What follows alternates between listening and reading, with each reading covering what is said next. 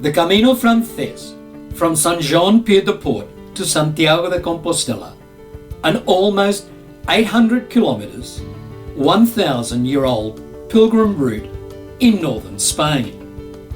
I set off in August with temperatures of 40 degrees Celsius and completed it in 26 days. I am 70 years old and this is my 8th Camino, but my first Camino Francés. You ask why? Then come with me and find out why I broke so many barriers and learn why the Camino Francés is effectively 3 different caminos. The Pyrenees and La Rioja to Burgos, La Meseta to León, and finally over the mountains to enter Galicia to Santiago de Compostela, and try to discover why the Camino Francés is the most popular route. I arrived in Barcelona, a 30-hour flight from my home in Canberra, Australia, and caught a fast train to Pamplona and stayed in Albergue Plaza Catedral, where I met pilgrims on their 3rd or 4th day from Saint-Jean-Pied-de-Port, and 2 Spaniards, Jose from Malaga and Tony from Denia, who, like me, were catching tomorrow's bus to Saint-Jean-Pied-de-Port to begin our Camino.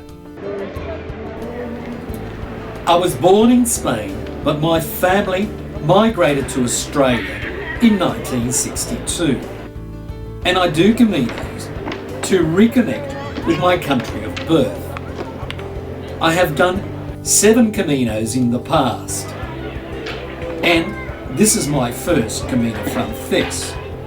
Normally, it's the other way round. You start off with a Camino Francés, then you do the others. Back in Australia, I am what you call a bushwalker hiker. I have uploaded more than 160 odd videos on YouTube, and 90% of my hikes are totally off track, no trails. So my biggest fears about the Camino Francés, after reading so much about it, was that it was too crowded, over-commercialised. I had lived in Spain for 3 years in the 1970s, and I knew the Meseta well. And definitely, I did not want to walk in the hot months of late summer when the wheat fields had been harvested, leaving a treeless, brown, expansive landscape that stretched forever. So here I am, trying to find what the hype is all about and dispel those negative thoughts from my head.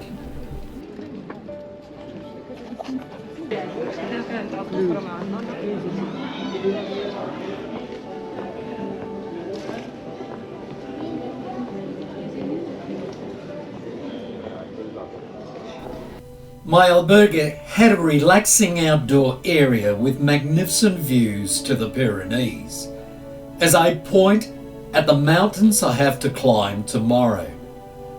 Saint-Jean-Pied-de-Port, one of France's most beautiful villages, sits on a valley 170 metres above sea level, at the foot of the Pyrenees. For many centuries, this town has been the last stop in France for pilgrims heading south over the Spanish border only 8 kilometres away, and it's the starting point for the Camino Francés to Santiago de Compostela.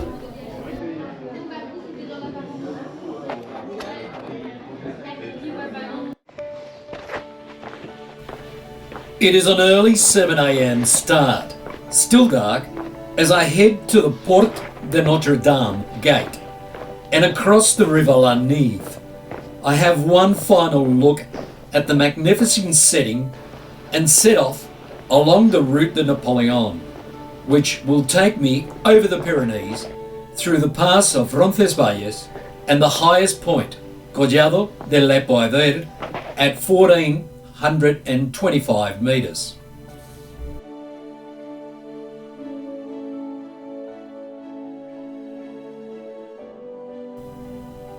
It's always good when you're doing a hard, long climb to always look back and see what you have accomplished. As the valley opens up before you and you can see Saint-Jean-Pied-de-Port in the distance, and in no time you're at the refuge Orison, 9 kilometres, and the opportunity to stop, get a drink and a bite to eat.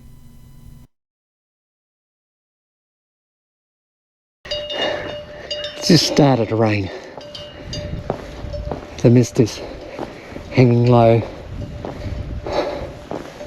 We've had a clear view all the way, and now it's just temperature's dropped quite a few degrees.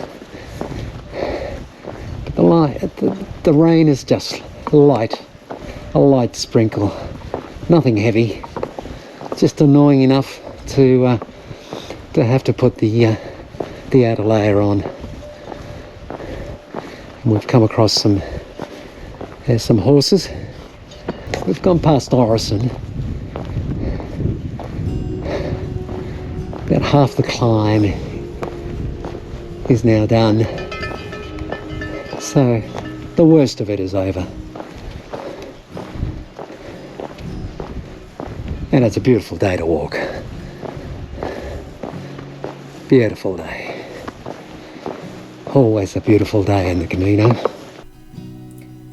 After the early rain, it cleared up nicely and the views are magnificent, with horses and sheep grazing in the high alpine meadows.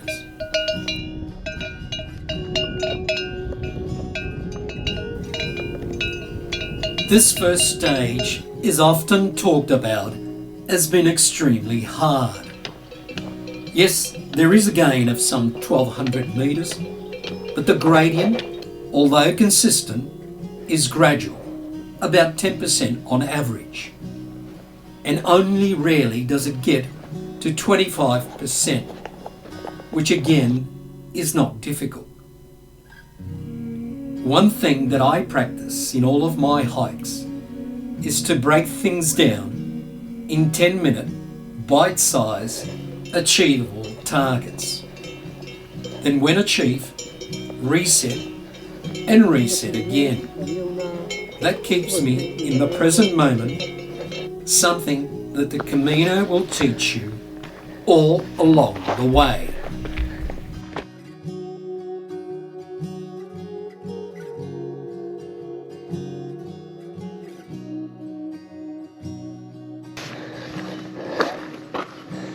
Ya es País Vasco.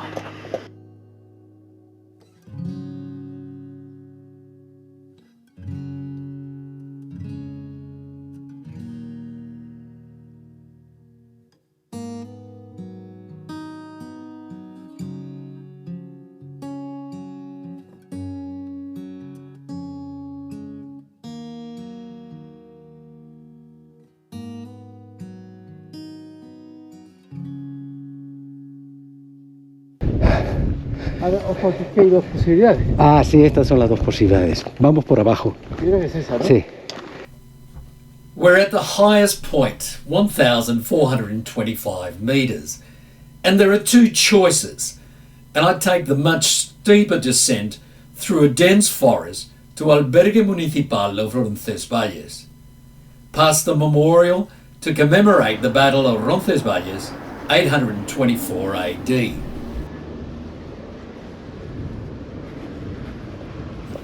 A pilgrim doesn't need much. A roof over his head is enough. But when you cross the Pyrenees and you enter your first municipal albergue in Roncesvalles, and a hospitalero gives you a glass of lemon water, it's like he has offered you liquid gold. And a feeling of thankfulness will be there with you for the rest of the Camino. And you find yourself saying thank you 100 times a day for just about anything. What a wonderful feeling.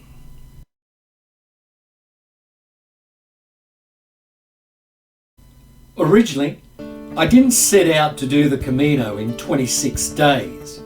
It's not a race, but people have to deal with so many variables: available time, weather, fitness. In my case, I had 33 walking days to get to Santiago before heading to Madrid to meet my wife.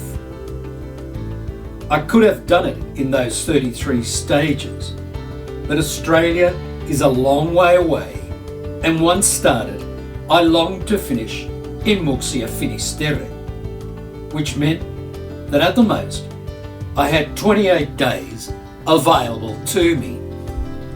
Yeah, that way. That way. That's good. We're not lost. No, the only one is like.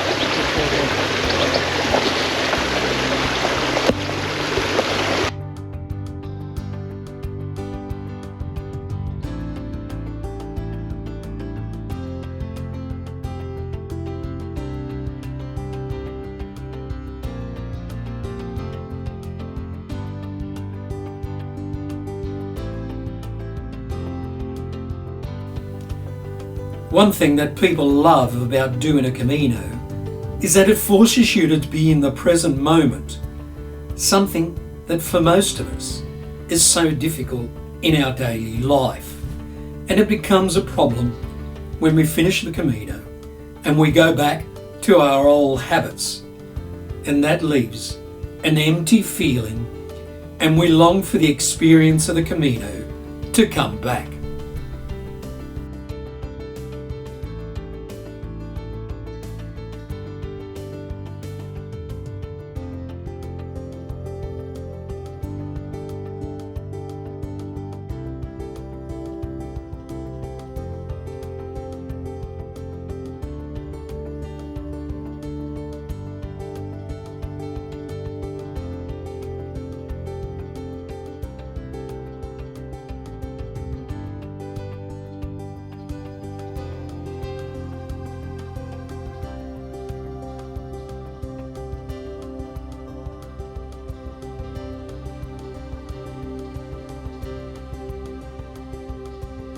Y tomate Esto se va a llamar brusqueta.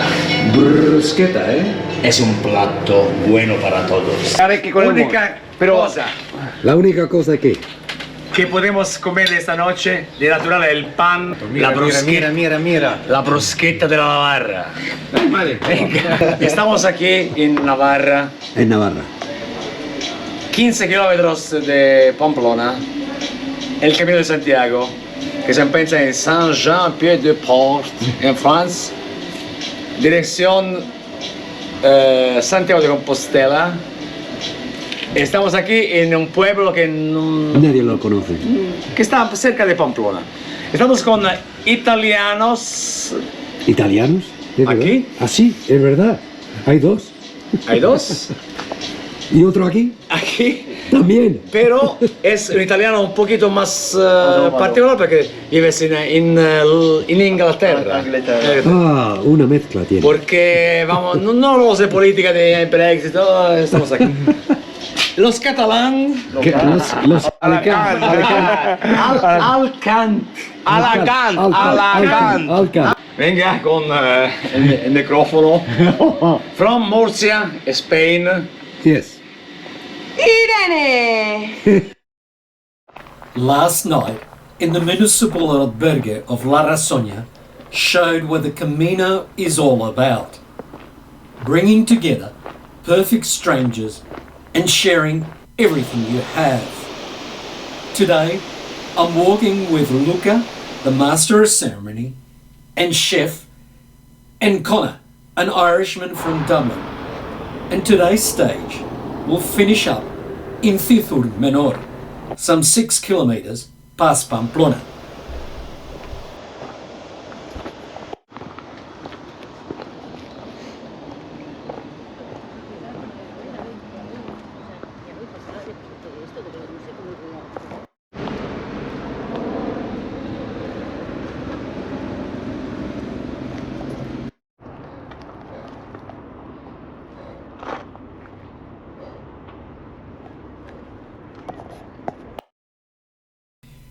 Pamplona's main festival, the San Fermin, that culminates with the running of the bulls on the 7th of July each year.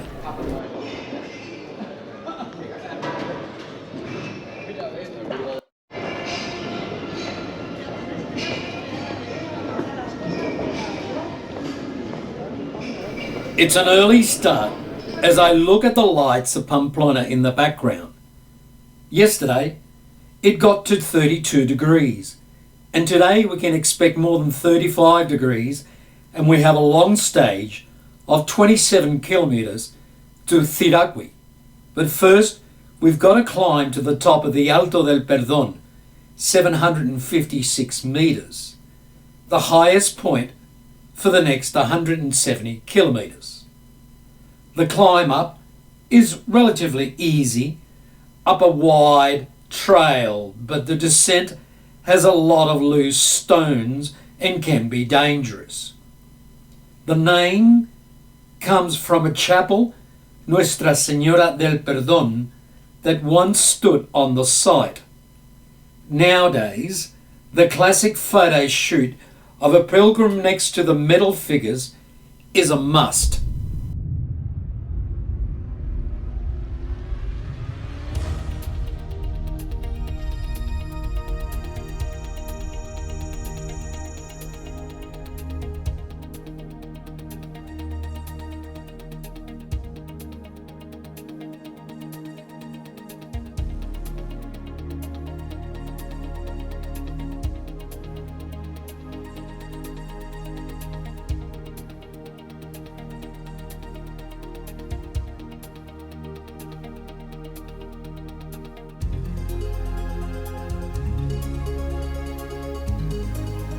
Coming down from the Alto del Perdón, Connor and I meet Eneco, a young Spaniard from the Basque Country who's studying in Salamanca, is fluent in at least 5 languages, and soon we are joined by Javier, who stayed with us in the Cizur Menor albergue. We leave Eneco in Puente de la Reina, and with Javier and Connor walk towards Ciragüí.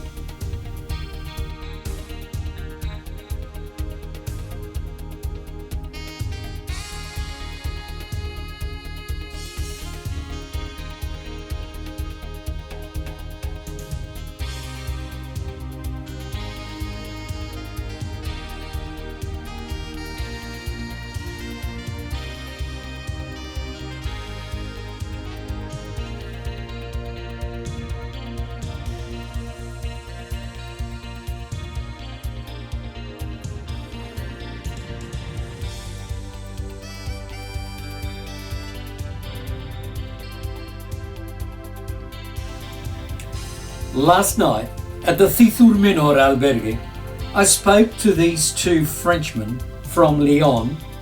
One is 17, the other is his uncle, who is 23. The 17-year-old, at his first communion, when he was 11 years old, asked his family who would accompany him to Santiago. One member of his family has accompanied him in the last 6 years, and now his uncle will take him to Estella. And next year, his parents will complete the journey and take him from Estella to Santiago. What an incredible story!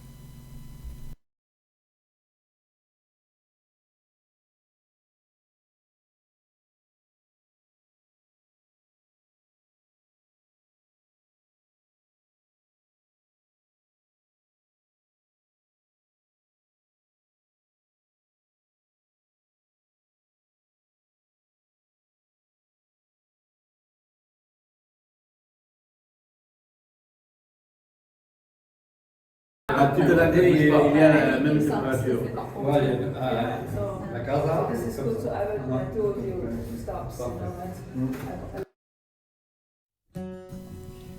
I'm walking on my own this morning as Connor sustained an injury yesterday and is resting.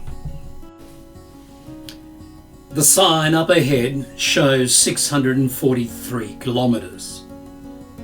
Temperature is already getting up to 28 degrees and it's only 10 o'clock. It's going to be a very hot day. Another 38-degree day and a 36-kilometre stage to Los Arcos.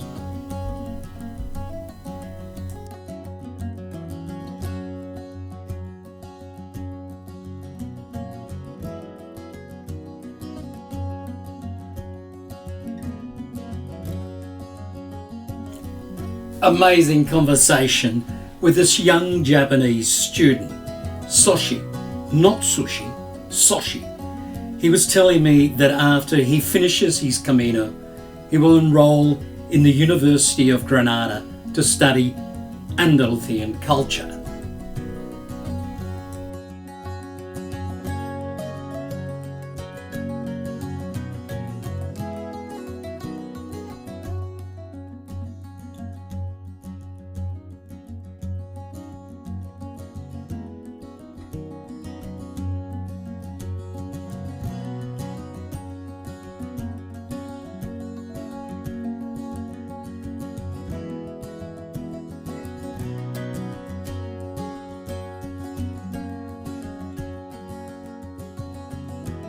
I saw you this morning running. Running? Yes. Running también. Running también. What? Do you have like backpack? Yes. But I sent because my condition bad. Okay. So your condition is bad, but you run. Yeah, but I was. No, no. Now we have a big group. Ya. Now. Ahora tenemos Un un equipo muy grande, sí. Un equipo grande. ¿Hasta dónde vas? Hasta Sarria. Ah, llevas a llegar hasta Sarria. Pues casi. En 2 semanas. Ah, en 2 semanas. Andar un poquito. Un poquito rápido, sí. 40 kilómetros. We have seen each other over the last couple of days, and in Estella, we have all come together. Eneko and Javier, the 2 Spaniards, Soshi, the Japanese student, and Marco, the Italian. These are the Bodegas Irache wineries. And there is a fountain where one side is water and the other side is wine. It's always one.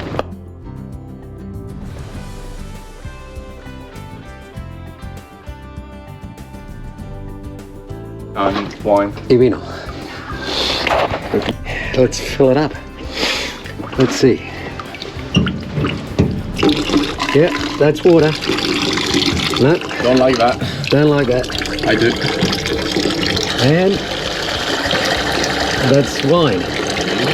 Let's That's wine with a lot of water, isn't it? Yeah, it's a lot of water. I think we're right at the very end. But anyway, That's not wine. and that's wine. I will try. Clarete. Porque estará al final. Sí. Sí. Que no habrá mucho niño. No, sí, sabe ahora.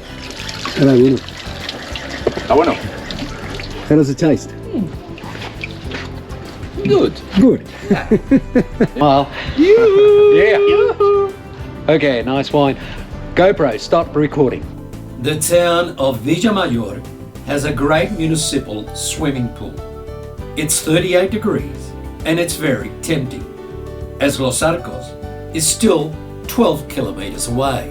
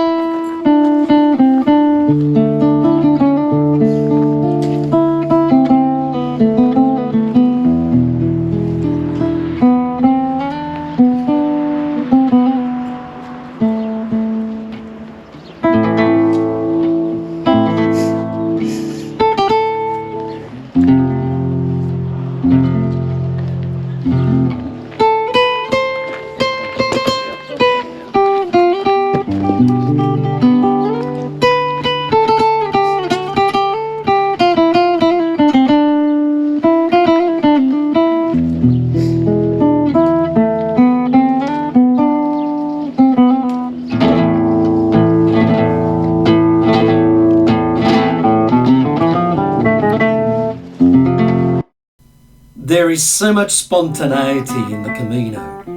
In the middle of a field, you get to experience this. And when the piece is Concierto de Aranjuez, even more. It's so moving that I don't mind admitting that it brought a tear to my eye.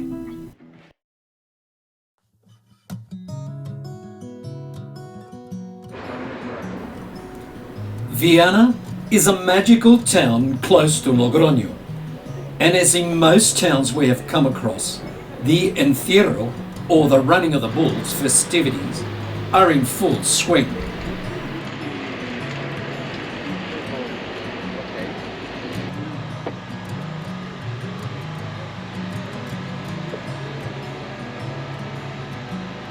Solamente queda 623. ¿Os apuntáis o no? Sí, Venga, hasta el final.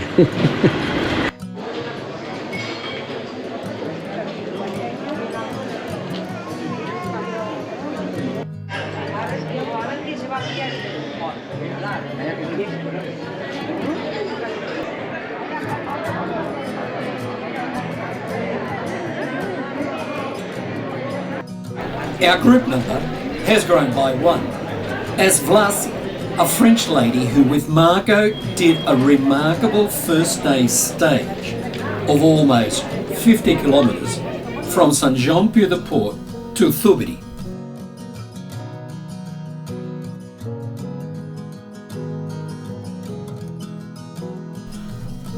We enter the province of Logroño and leave the Basque country behind.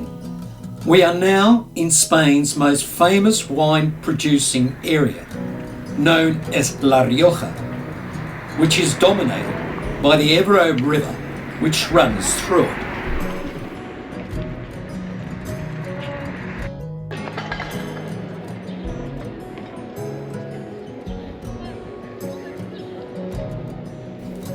Logroño is Javier's hometown, and he has been promising us a special surprise. Logroño is famous for its tapas, and the Calle Laurel is where the action is. So we are somewhat surprised when we arrive at this house, which has a plaque honouring the two brothers who discovered tungsten in 1783 and were born in this house. It's now owned by a gastronomic society, and membership is very restricted, and so we are honoured to be led inside and sample some wine and food. Javier's son, also an industrial chemist, gives us a tour and shows us where tungsten, in Spanish is wolframio, sits in the periodic table. What a wonderful surprise. Thank you so much, Javier. And we are in Logroño, so we end up in the Calle Laurel to sample the best tapas.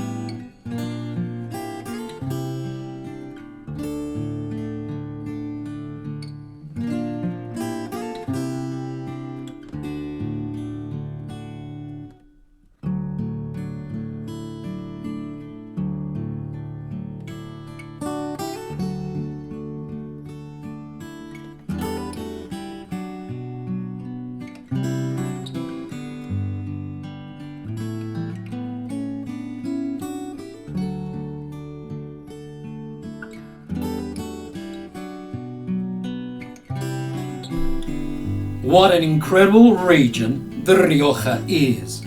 Fruit trees planted along the trail, so I sample almonds and grapes that are growing wild. This is truly one of the most picturesque days in the Camino.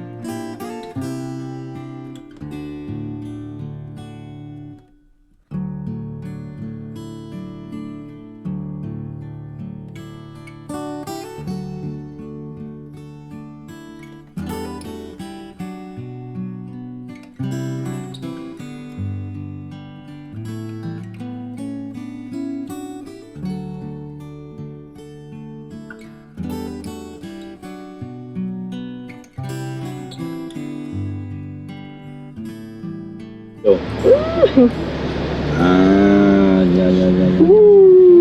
esa es. Ese está Belín. Esa es. En Pamplona comimos. ¿Verdad que sí? Y aquí también. Qué mesa, ¿verdad?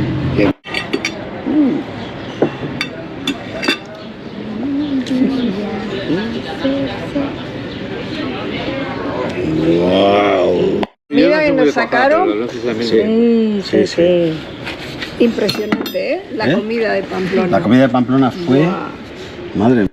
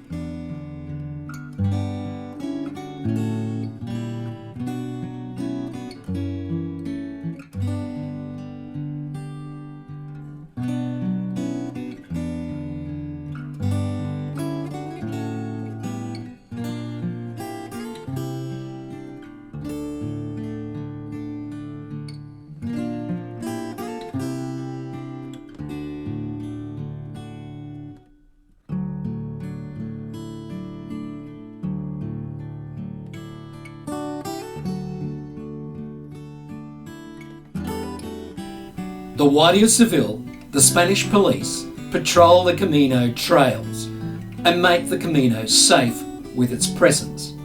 They're very helpful and offer cards with emergency numbers. It's in the interest of all the regions that the Camino is safe to walk and that pilgrims feel comfortable, particularly women, to walk on their own.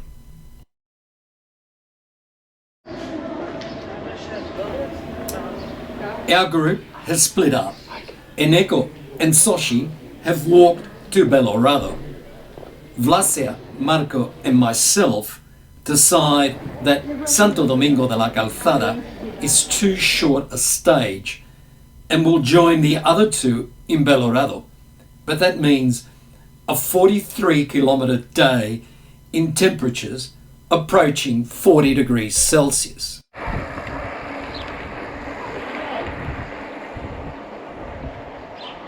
Easy with the bike. Easy. It is not possible. Because you got the 27. Yes. Yes. Saint Jacques. Vlasia needs to get to Santiago by the 26th to honour her father that passed away from COVID last year.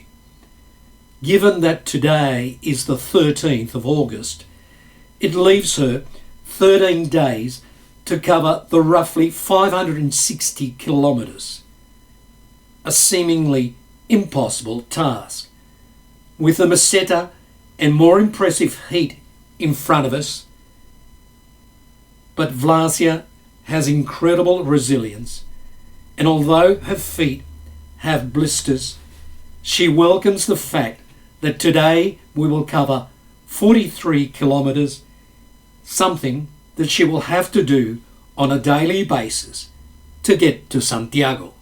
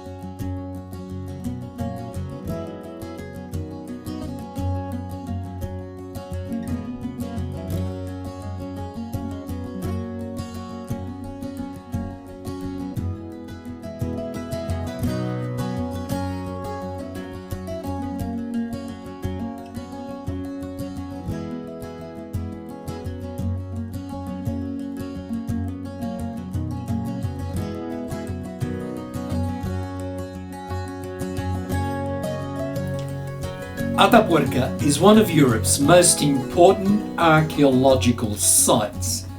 It contains traces of human life from close to 1 million years ago. The caves where the remains have been found are close to the township of Atapuerca.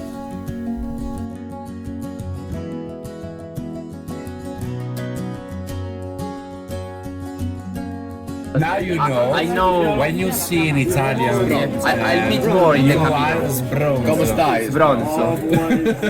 Yeah. Not the morning, but yeah. You can Imagine every time you wake up.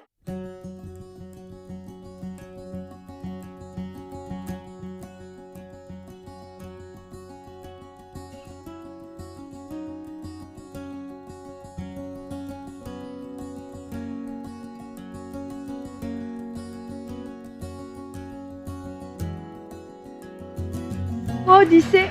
¿Cómo dice, no? Girasol. Ah, ¿cómo se dice? ¿Cómo se dice girasol? Girasol. Girasol. Girasol. These fellas.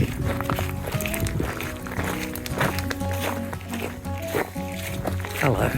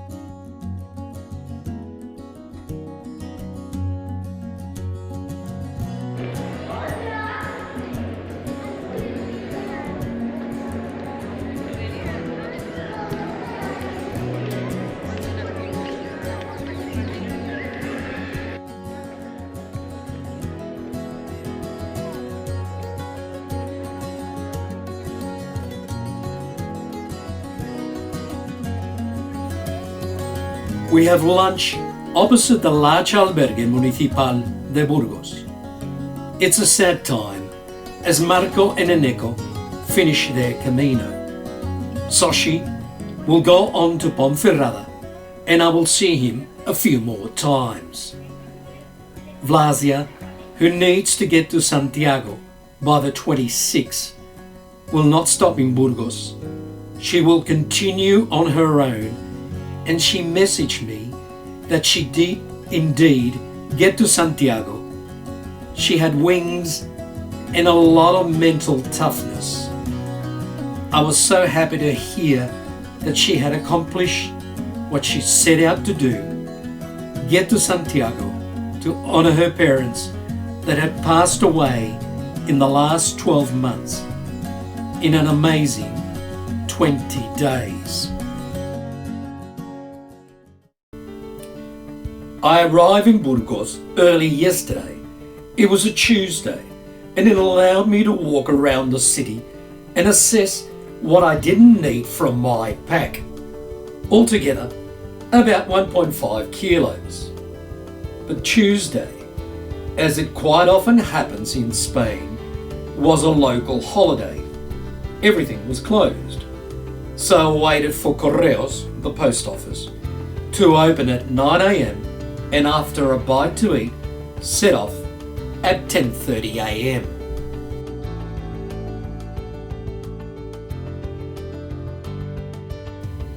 Because of my late start, I will only go as far as Hornillos del Camino, some 21 kilometres, rather than pushing on to Ontanas, a further 13 kilometres. It's already in the 30s by the time that I get to Rabe de los Calzados, and Hornillos is still 7 kilometres away. Welcome to the Meseta in August.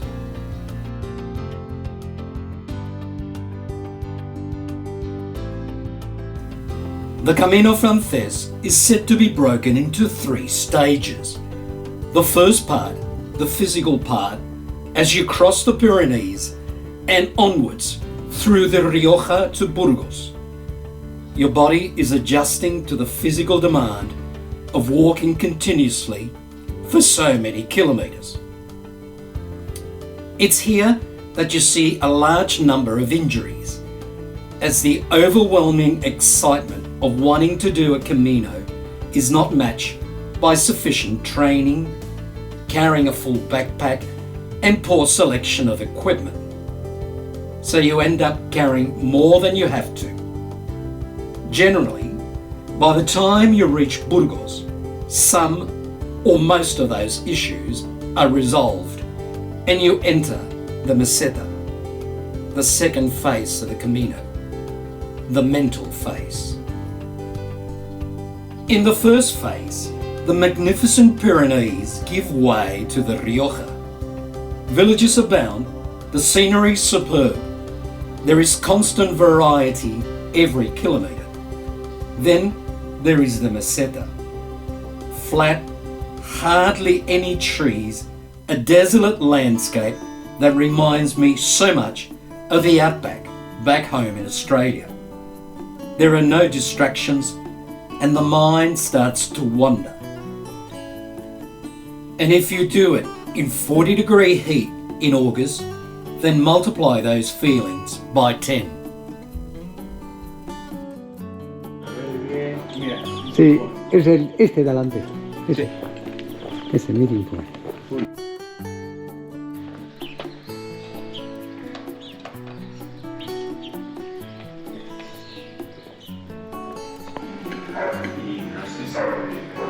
Yo puedo cantarla, claro, pero es que... Hombre, ya estábamos yo si quieres te lo explico, te lo cuento. Sí. I am no stranger to the Meseta. I have walked part of this desolate landscape many times in my travels in Spain. Plus, I have done many hikes in Australia's hot outback. The Larapinta Trail in Central Australia, or the Flinders Ranges in South Australia. So to me, desert-like open areas is a time to welcome contemplation, to spend long moments in deeply serious thought. And what better way to do it than when you're walking on your own? Contemplation calms the mind and spirit. It clears our head and leaves room for our mind to wander and then to focus again. This process clarifies our thoughts so that new ideas can sprout. The Meseta will give you plenty of time for that and more.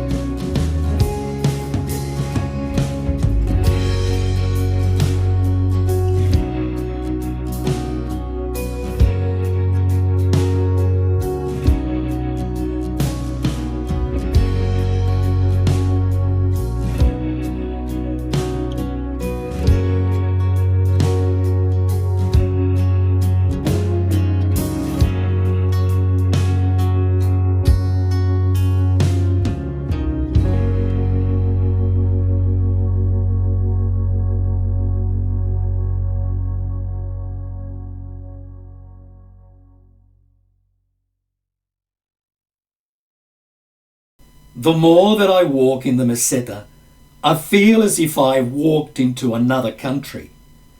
The greenness of the Pyrenees and the Rioja seem like a distant past, yet even though it's close to 40 degrees Celsius, my mind is enjoying this experience. The vast openness of the landscape, clearing the head, and you seem to be in a meditative state as you walk along the cut wheat fields, and every now and again a field of yellow sunflowers brings colour.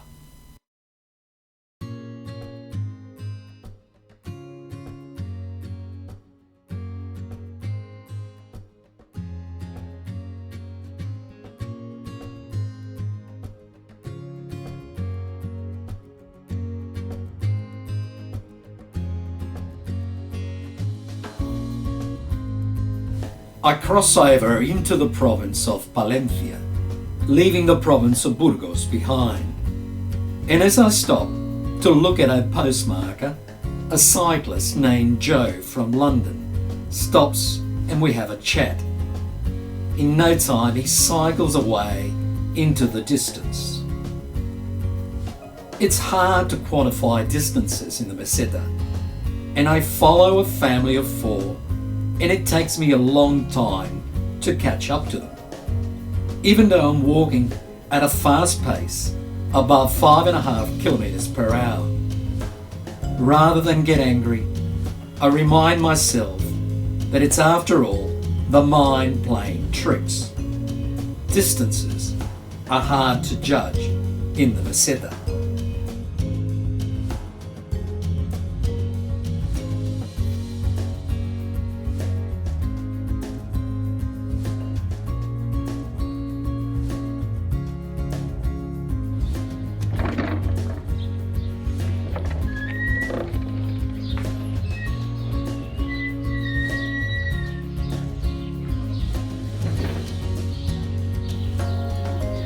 Boadilla del Camino Albergue seems to be an oasis.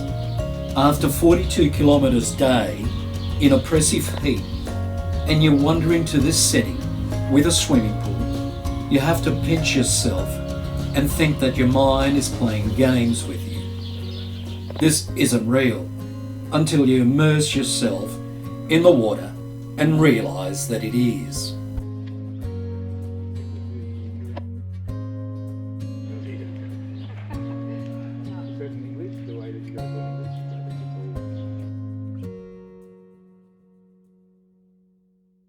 I'm walking along the Canal de Castilla, constructed in the last half of the 18th century. It runs for 207 kilometres through the provinces of Burgos, Palencia and Valladolid. Its main purpose was to take grain production from Castile to the northern port of Santander. Unfortunately, the Cantabrian mountains hampered the work, and then railroads were built, superseding the project.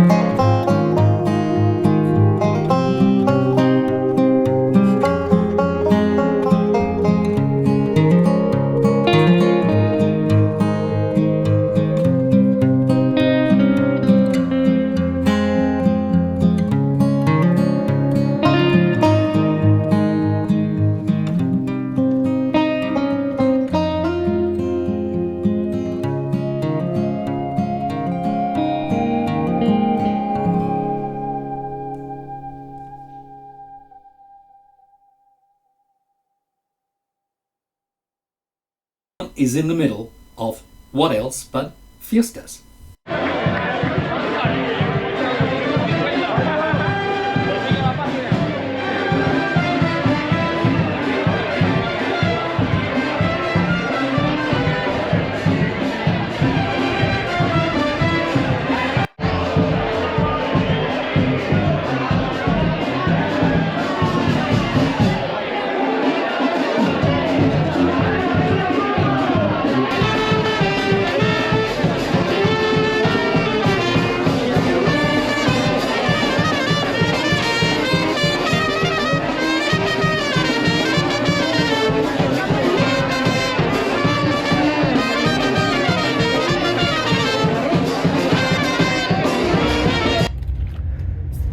Seven.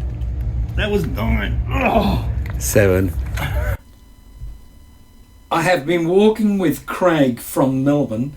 I briefly met him in the Burgos Municipal Albergue, and Hella from Denmark, who we have slowed her down since she met us, as she was on 45 kilometre per day pace. It is 5:30 in the morning, and the fiestas have been going on all night.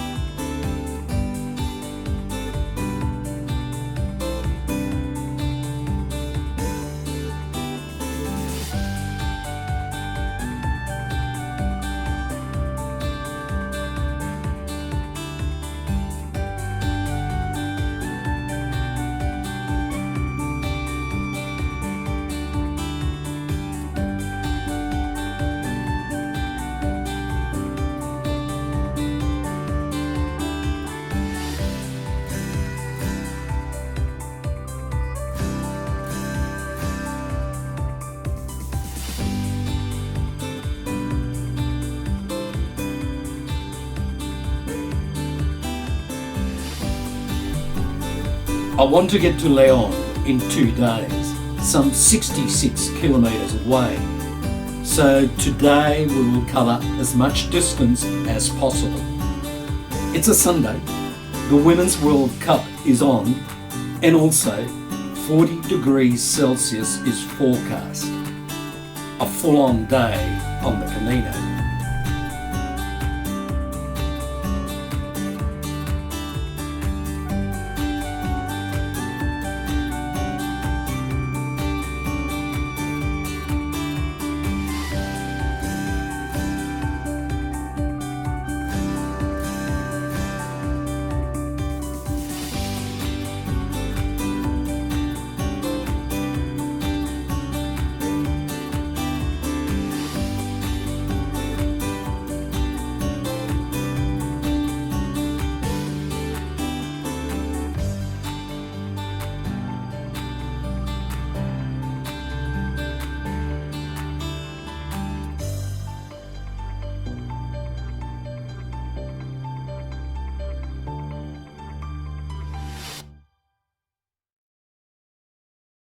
So, Hun, it's meant to be the halfway point on the Camino Frances, and you can get your credencial stamped, and for €3 you will be given the Carta Peregrina, a document that states that you're at the halfway point.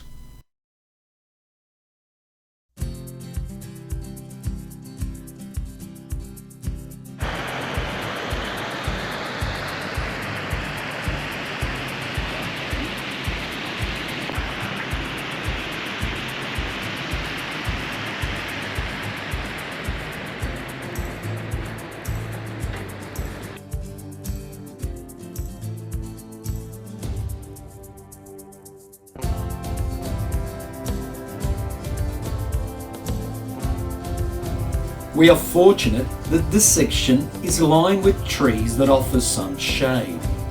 Corn is the crop. It's particularly thirsty, so it needs to be irrigated. But the sprinklers are not operating on this side, so we cross over to the other side where the sprinklers are on. The things that you do when it's a hot 40-degree day.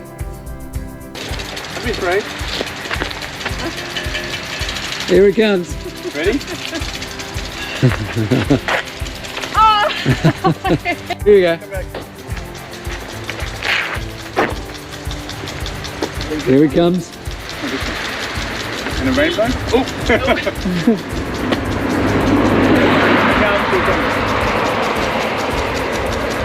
It's a slow one. Here it comes. Here it comes. Yeah. Ah. And this one you stand this way. What happened? Oh no, keep on. It's the spray of the. Oh, right. It's going to go. It's waterproof, isn't it? Oh yeah. Yeah. Oh yeah. But when it goes, then it gets you. Okay. Here we go. Hit me. Hit me. Hit me with your. Here we go. Here it is. Smash.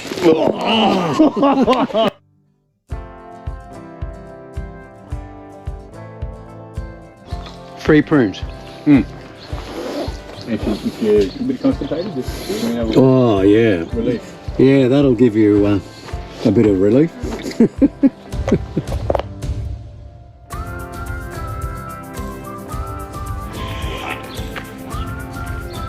Is that one now? Yep. 1, 2, 3, 4, 5, 6.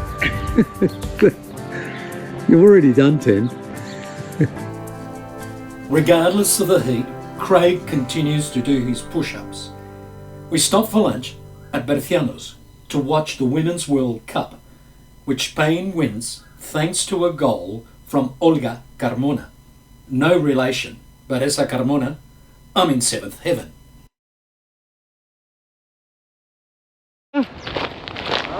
Is that the siesta after the fiesta?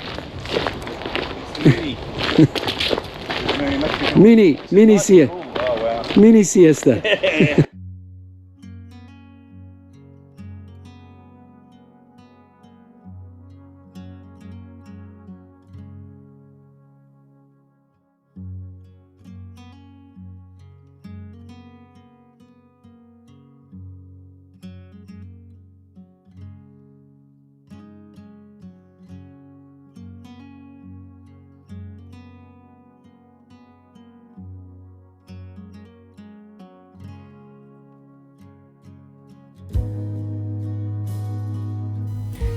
It's late afternoon and I keep on repeating my 10-minute mantra.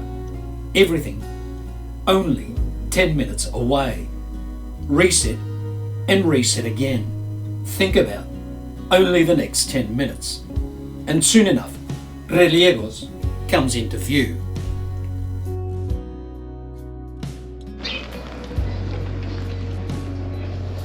Okay, 3 hookers.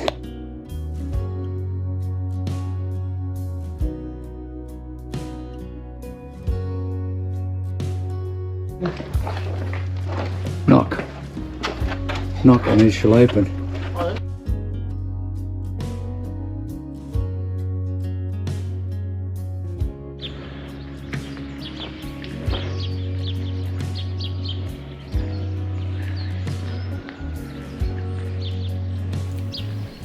After yesterday's long 40-kilometre stage, Leon is now only 26 kilometres away, so there is no need for an early start, although it's still a hot 38-degree day. In 2018, I did 3 caminos, starting from San Vicente de la Barquera in Cantabria. I walked south on the Camino Lebaniego, then the Camino Badaniense, and finally from León, the Camino Salvador to Oviedo.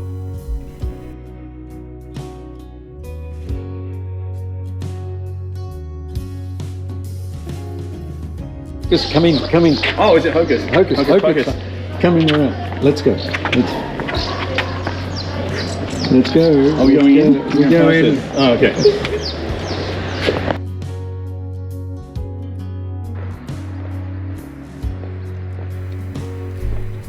The River Esla, which I followed it downstream from its source in the Picos de Europa, more than 100 kilometres to here in 2018.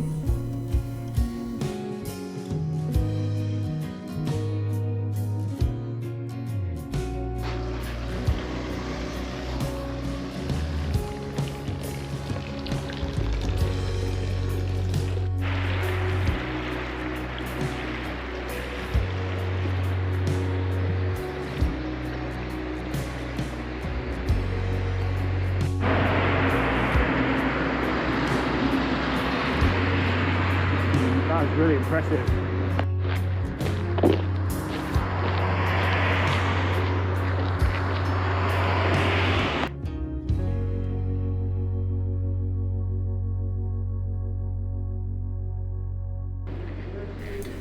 I enter the city of Leon past the medieval walls. There are Roman walls still up, but that is on the other side of the city. I walk into Plaza de San Marcelo as I look up to Antoni Gaudi's Casa Botines, and I have lunch in the Calle Ancha as my albergue, Covent Garden Hostel, is next door.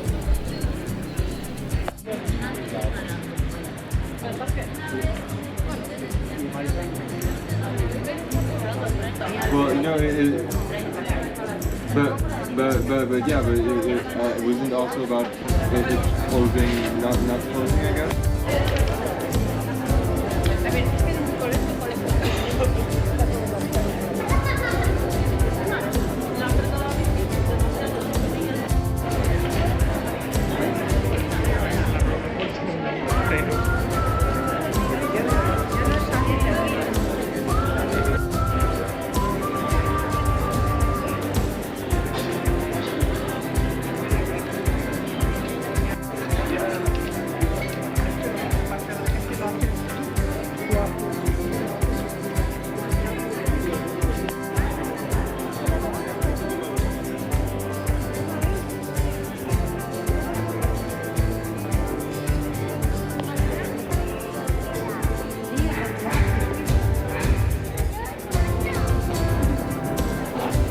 I stroll along the Calle Ancha that leads to the Cathedral de Santa Maria de Rego, 14th century, perhaps the most beautiful Gothic cathedral in Spain.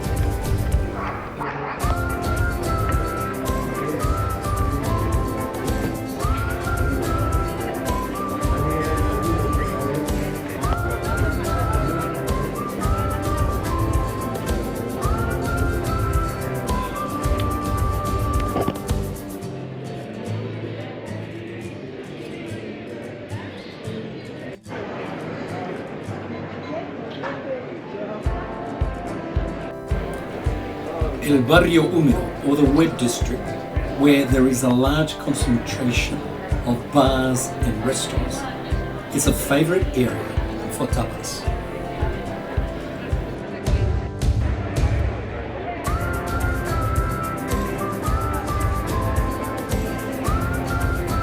Antoni Gaudí has only 3 works outside of Catalonia, and the Casa Botines, built in 1891, is one of them.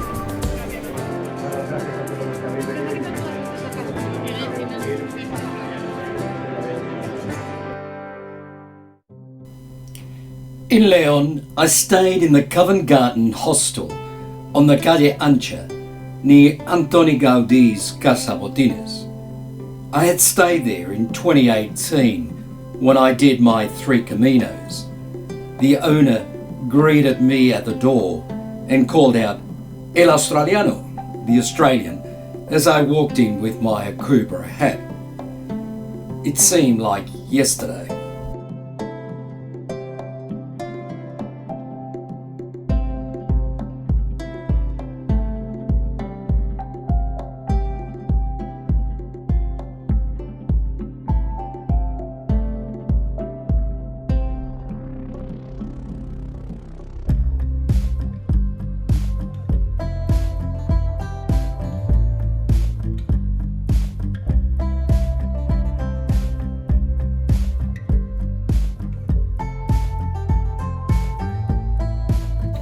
Today's stage, a fairly flat 25 kilometres to San Martín del Camino. It was its usual hot, nearing 40 degrees. The Camino has two routes, the scenic route and the much shorter official Camino route, called the road route. Fairly plain, but the albergue at San Martín had a swimming pool, and that was incentive enough in this oppressive heat to have a rest stop, have a swim and a cool down.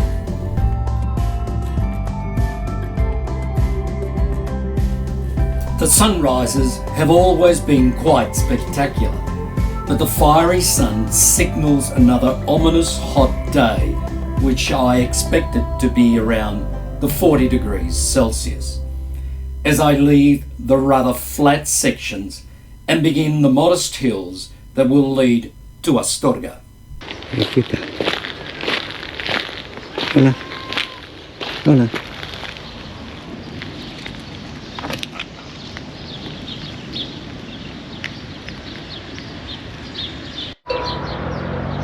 Hey.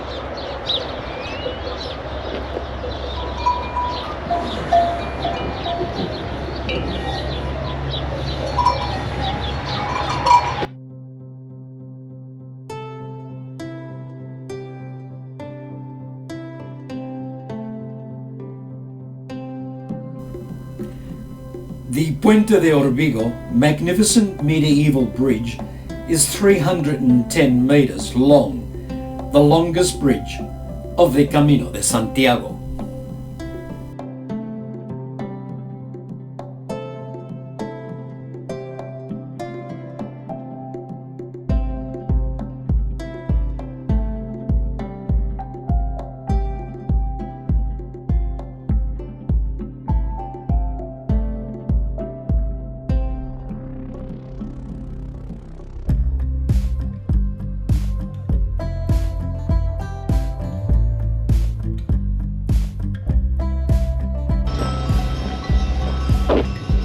Buenos días.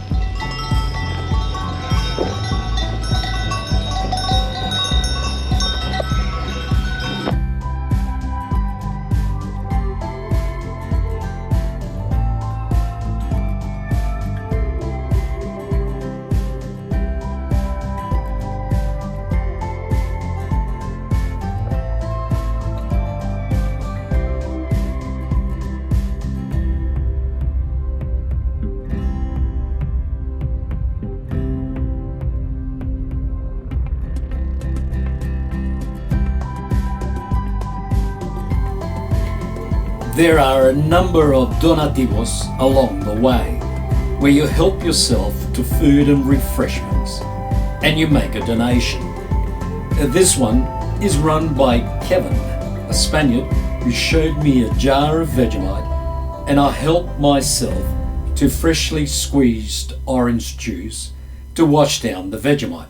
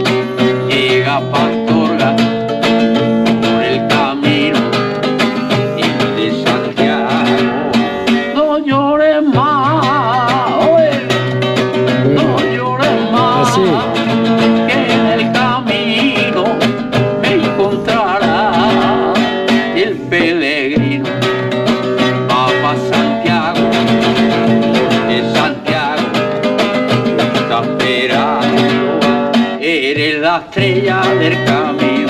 ¡Ole, vamos allá! Así, hombre. Del camino de Santiago. Y de la estrella del camino. Y del camino de Santiago. No llores más. No llores más.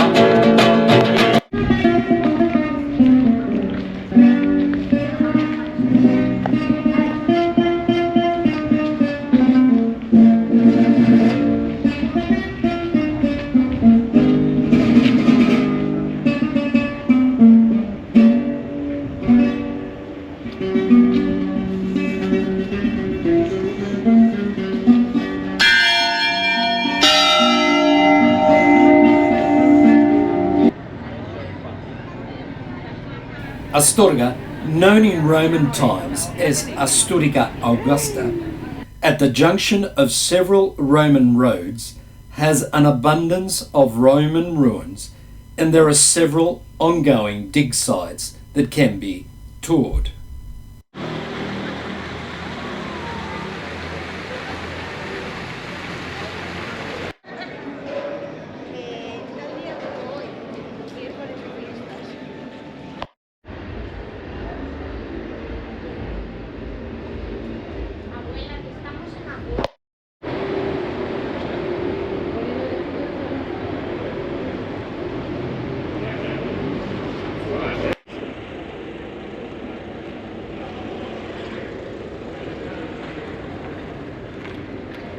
Astorga is the starting point for many Spaniards for their Camino, as the distance to Santiago is now only 250 odd kilometres and can be done in about 10 days.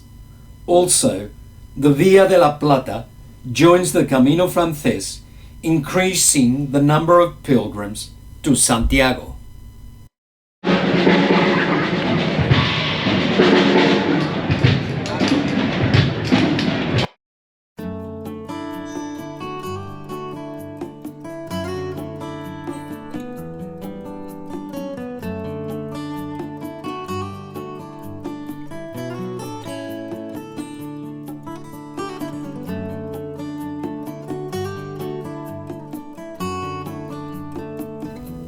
Carbon copy of most days on the Camino.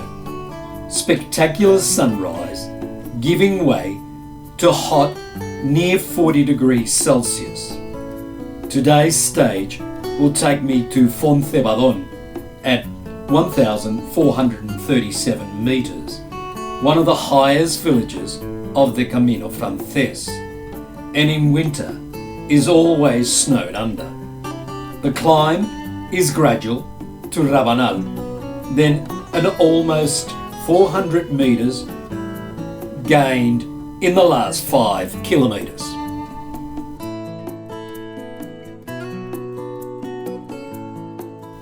Freshly squeezed orange juice, a blessing, and one of the best ways to not only stay hydrated, but get your daily supply of vitamin C. It's my to-go drink along with lemon Aquarius.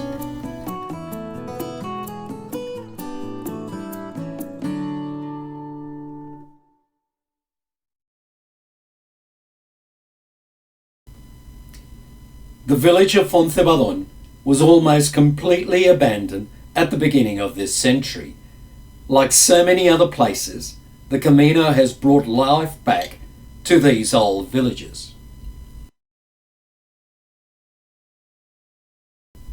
This day, for the majority of pilgrims, is one of the most prominent highlights of the Camino Frances. The climb to the highest point of this Camino, the Puerto de Fontcebadón, 1,504 metres, and the large 5-metre wooden trig with an iron cross to mark it.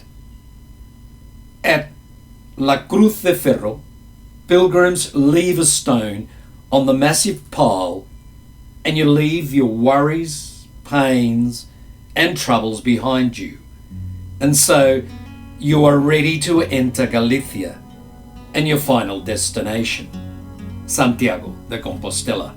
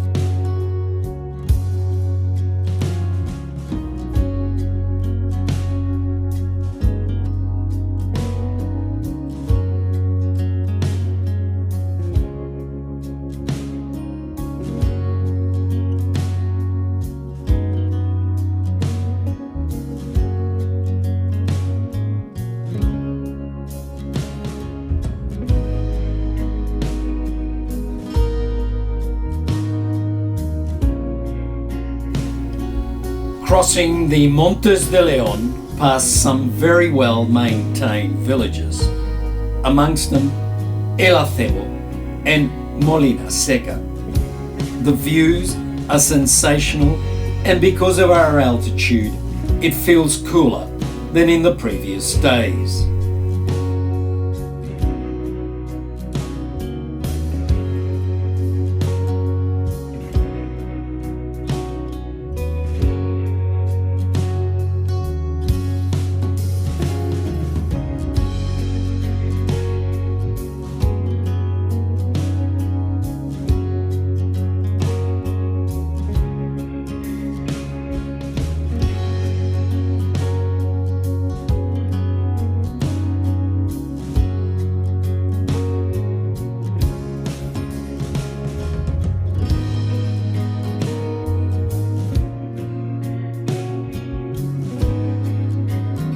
All through the Camino, I have seen the presence of the Guardia Civil, the Spanish Civil Guard. I asked them if I can video them. Then they call me over and give me a Guardia Civil badge and ask if they can have a photo with me. It's all about the image of a safe Camino.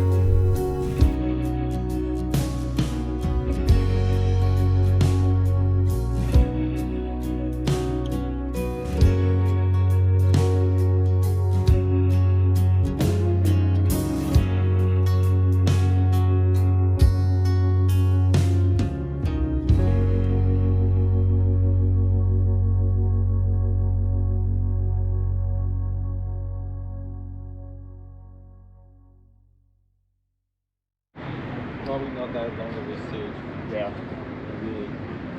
Yeah, we were looking at it and it seems like just going off of the brook would probably be the best thing. The Templars Castle, built in 1178 AD to protect pilgrims walking the Camino de Santiago, and named after the Knights of Templar who protected the town in the 12th century.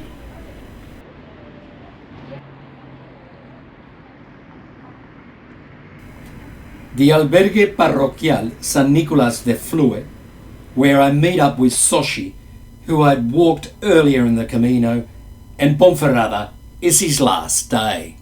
We have arranged a communal dinner, and the main chef is Melanie, who I met in the Albergue in Pamplona. Thank you. She was on her third day, and I was catching a bus to Saint-Jean-Pied-de-Port the next day to begin my Camino. A long stage of some 35 kilometres to Trabadelo.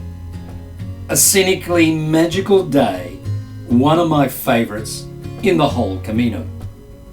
I chose Trabadelo not only because it's run by an Australian, but I had read lots of accounts of Susie's commitment to the Camino, and I had to experience it firsthand.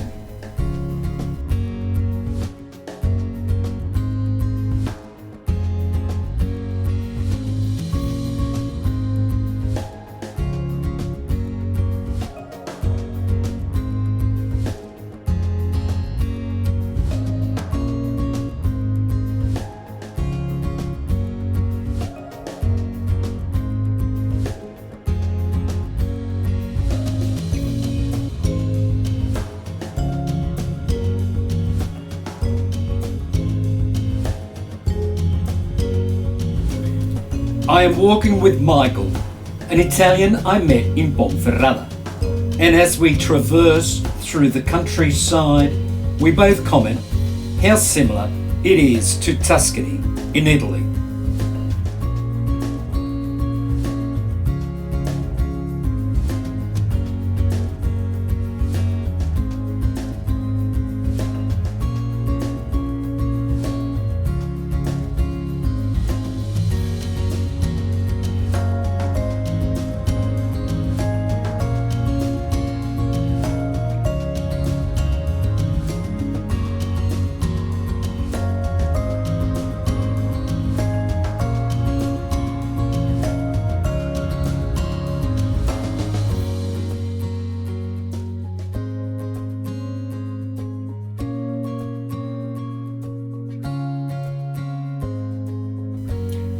Casa Susi's albergue has only room for 10 pilgrims on 10 single beds that are well spaced. So it could house more if that was Susi's main motivation. Fermin, Susi's Spanish partner, will meet and greet you while Susi is busy getting the communal dinner prepared. And what a dinner! Fresh produce from their garden that leads to the river. My taste buds exploded with every mouthful, an incredible evening that culminated with impromptu guitar playing from one of the pilgrims.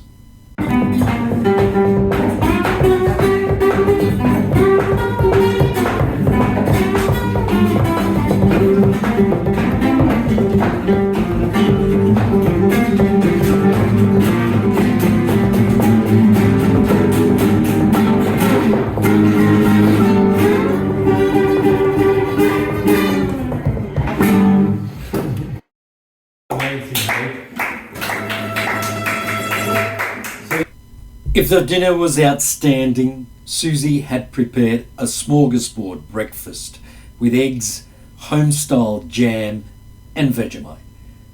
Thank you, Susie and Fermin. Your love for the Camino knows no bounds. This was truly my most magical night in the best albergue in the whole Camino. And if yesterday's stage was outstanding, today's stage is meant to be even better. Travadelo is at 600 meters, and today we leave the province of Castilla and León and climb to O Cabreiro, 1,300 meters, and cross over into the green fields of Galicia. And on cue, it starts to rain. My first day of rain since crossing the Pyrenees.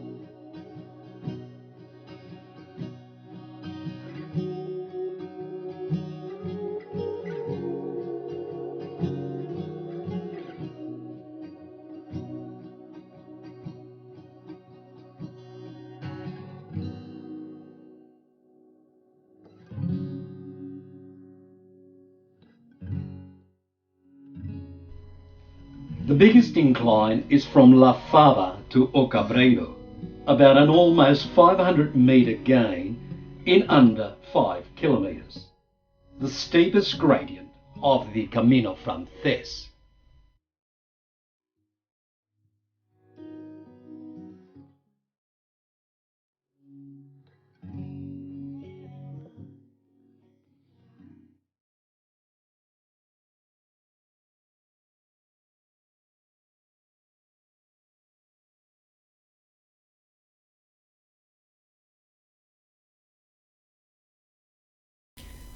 O Cabreiro, a small charming village, the first village we come to as we cross over into Galicia.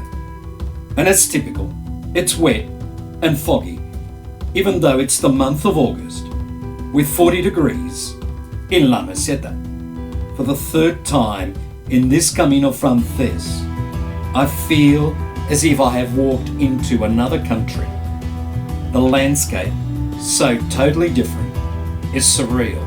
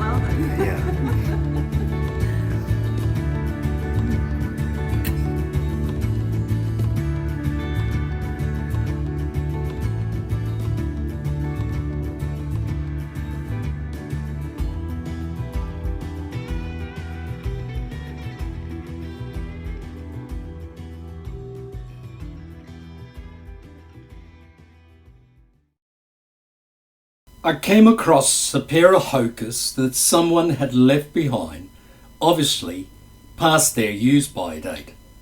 Michael, who bought brand new Hoka Speedgoat for this Camino Frances, showed me the tread after almost 700 kilometres of Camino. He will be lucky to walk with these to Santiago, while my Hoka Anacapa, more a heavy hiking shoe than a trail runner, has quite a lot of tread, and I will go on to Finisterre and Muxia, over 1,000 kilometres with the same pair. I highly recommend them. It's August, the month that most Spaniards have their holidays, and the Camino from Sarria to Santiago is by far the most popular route. And I've been hearing that accommodation is fully booked in the main stages from Sarria to Santiago. I've only booked 2 places in the whole Camino, Covent Gardens in Leon and Casa Susi in Travadello. So I will walk past Sarria and not stay in any of the set stages.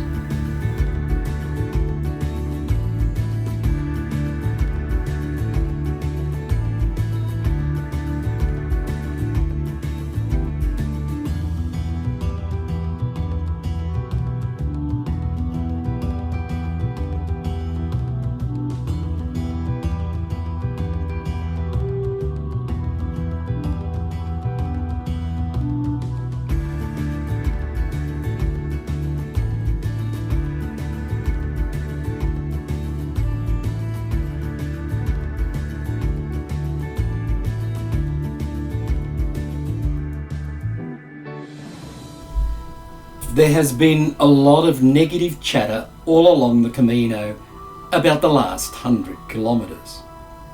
To me, it doesn't matter whether you're doing 100 kilometres or 1,000 kilometres.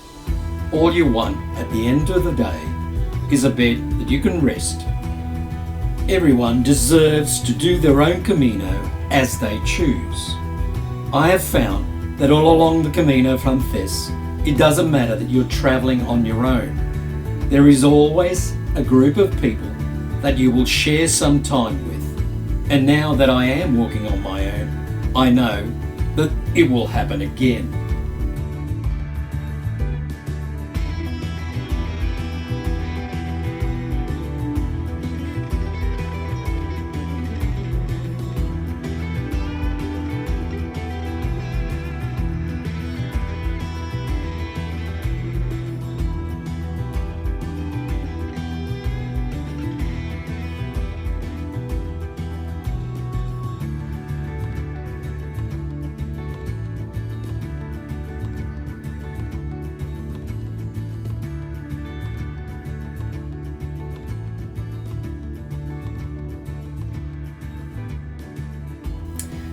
I look back in my diary on a few notes that I wrote. One was in reference to the last 100 kilometres from Sarria to Santiago. Change your perspective. Open yourself to change, and the magic of the Camino will surprise you.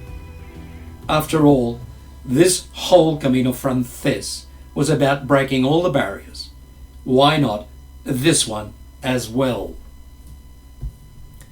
I have read various accounts that this section between Portamarin and Palas del Rey is somewhat dangerous. It's narrow, but it's dry when I walked it, so I guess the issues might be when wet and the rocky base can twist your ankles.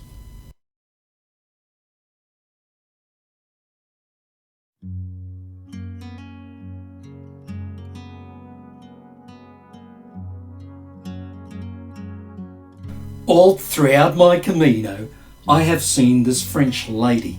She started from a home in France, close to the border with Germany, and now she is less than 100 kilometres from Santiago. She has matched my 45-kilometre days, and she had walked a further 2,000 kilometres than me. Truly amazing. Early start, but the numbers doing the Camino has multiplied. There are large groups, small groups, a sea of humanity walking together towards Santiago. I meet a group of Spaniards that started in Sarria. For most of them, it's their first Camino. Jesus, a photographer from Córdoba, Ángela, a school teacher for handicapped children from Grañón, near where my sister lives, and Juanjo from Marchena, a lawyer for workers' rights who works in Sevilla. They're sharing their first experience of the Camino, and it's done with a flamboyance of the Spanish character.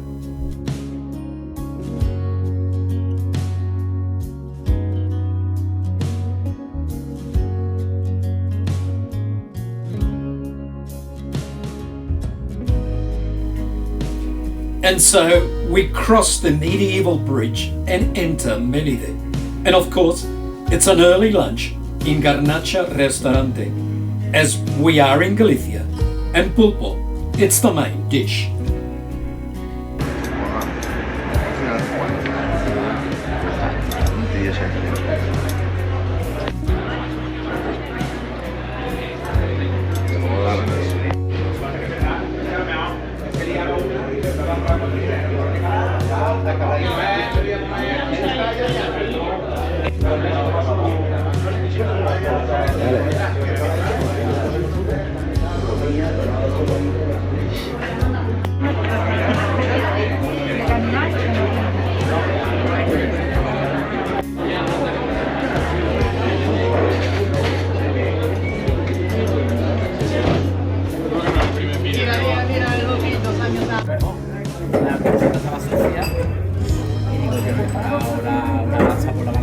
Claro, son 4 pavos, 2 la lavadora, 2 la secadora, digo, 4 pavos. Nosotros sí verá que metimos toda la ropa juntos. Claro, era compartir algo. Claro, tú por más nada.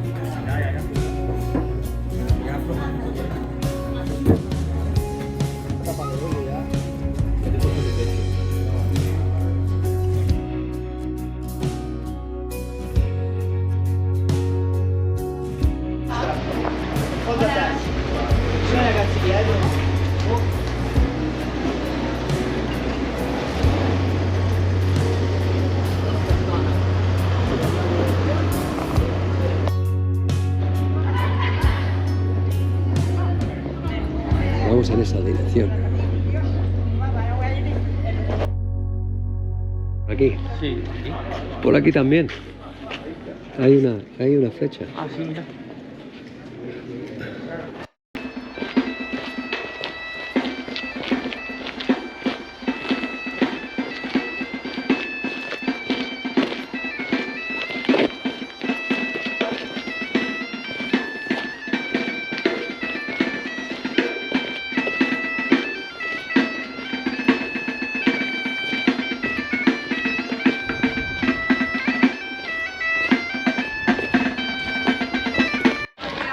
Hola, ¿qué tal?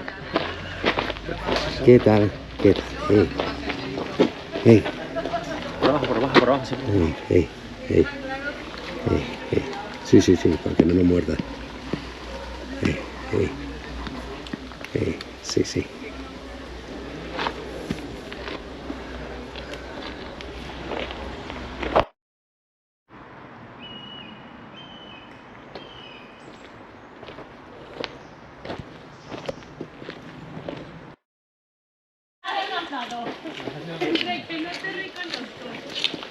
Oye, ¿qué una foto? Aquí.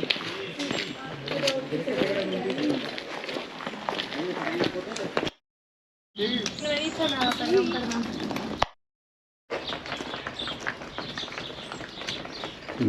Va a querer pedir.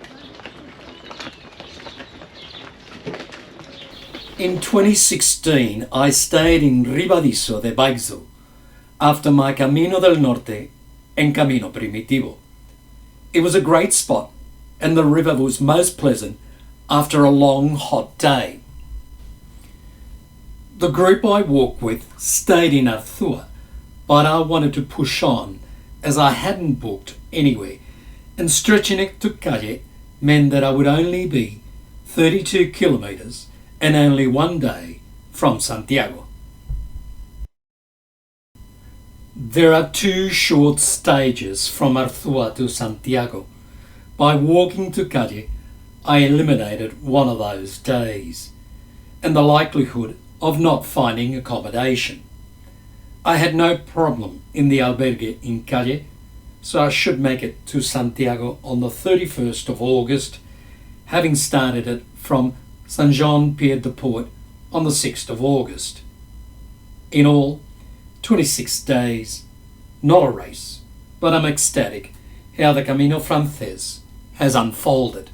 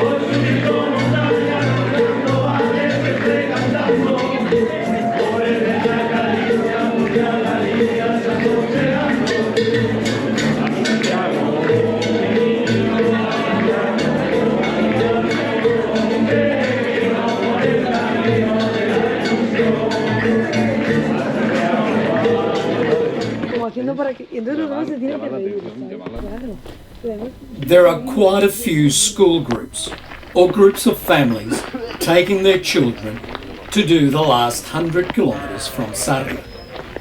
I passed a group from Murcia where there was 8 adults and 17 children.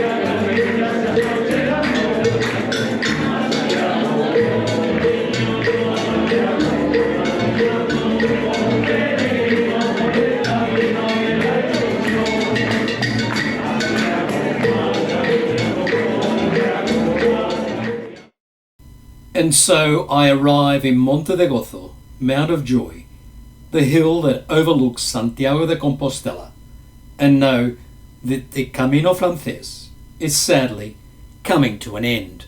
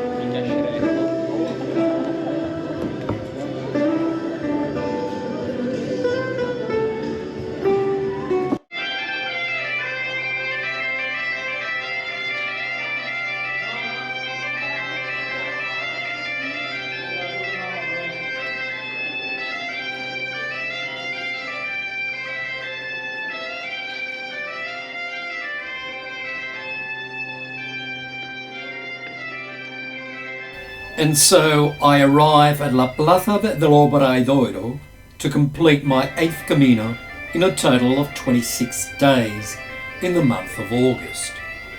The 800 kilometres done at an average of more than 30 kilometres per day, I feel blessed as I had celebrated my 70th birthday earlier this year.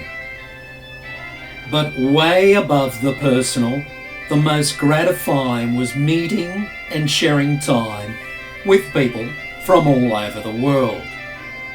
The Camino is like nothing else in life, something that once done will have you coming back again and again. And as someone who was born in this country and emigrated as a child, it's such a bond that helps you reconnect with your culture.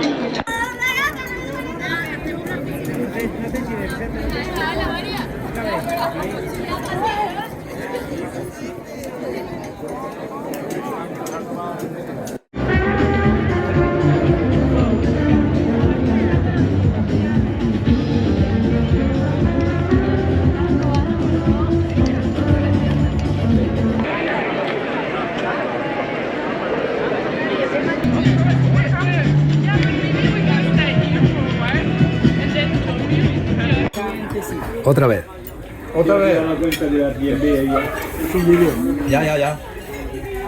Vale.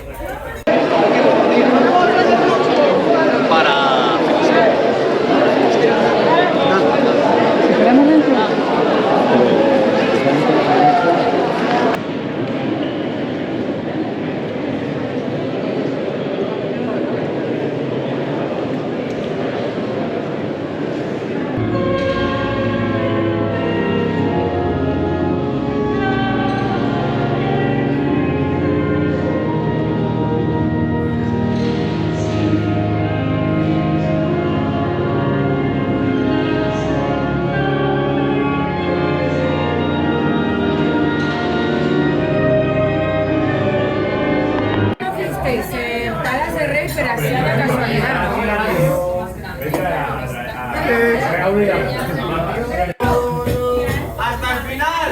¿Qué la liamos? ¡Viva Camilo! ¡Viva! ¡Viva Santiago! ¡Viva!